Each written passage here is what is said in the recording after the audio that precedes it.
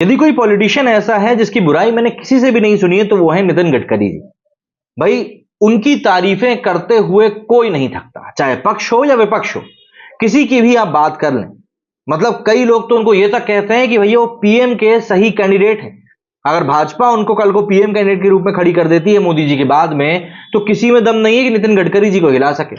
इतना ज्यादा कद्दावर नेता उनको माना जाता है, और इसीलिए नहीं कि उनकी नेतागिरी बहुत तेज है, शरद पवार जी की तरह उनको चालाक माना जाता है, नहीं।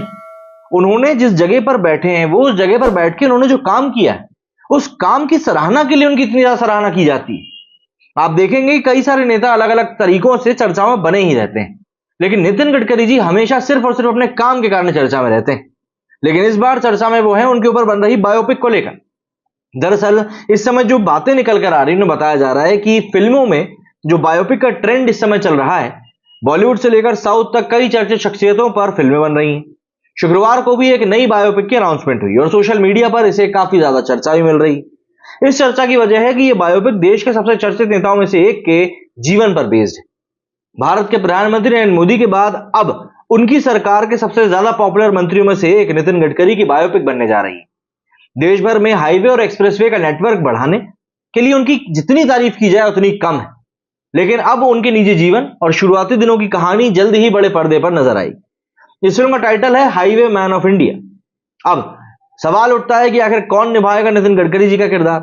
तो फिल्म का जो पोस्टर सोशल मीडिया पर शेयर किया गया है, जिसमें कि एक व्यक्ति हाईवे की तरफ मुंह किए हुए खड़ा है, अपने हाथ पीठ के पीछे बांधे हुए है, और पोस्टर में खड़े एक्टर का पोस्टर और गेटअप गडकरी जी की ही याद दिला रहा है।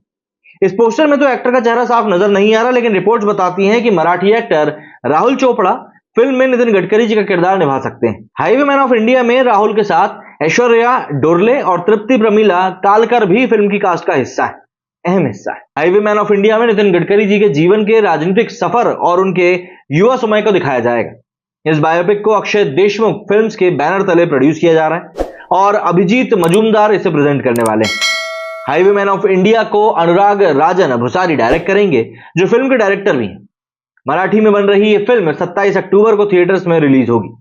2019 में प्रधानमंत्री नरेंद्र मोदी पर बनी बायोपिक फिल्म थिएटर्स में रिलीज हुई थी। पीएम नरेंद्र मोदी टाइटल से बनी इस फिल्म में विवेक ओबरॉय ने प्रधानमंत्री का किरदार निभाया था। नितिन गडकरी मोदी सरकार के उन मंत्रियों में गिने जाते हैं जिनके काम की खूब तारीफ होती है। उन पर बनी फिल्म क्या कमाल करती है तो अब थिएटर्स में देखने पर ही पता चलेगा। लेकिन एक बात तय है कि इस शख्स के बारे में जितनी बातें की जाए उतनी कम ही लगती हैं, और इसीलिए जैसा कि मैंने शुरुआत में कहा था, चाहे पक्ष हो या विपक्ष, उनकी तारीफ करने में कोई भी नहीं चूकना पसंद करता। मेरे सुनिए फिलहाल इतना ही। जय हिंद, जय भारत।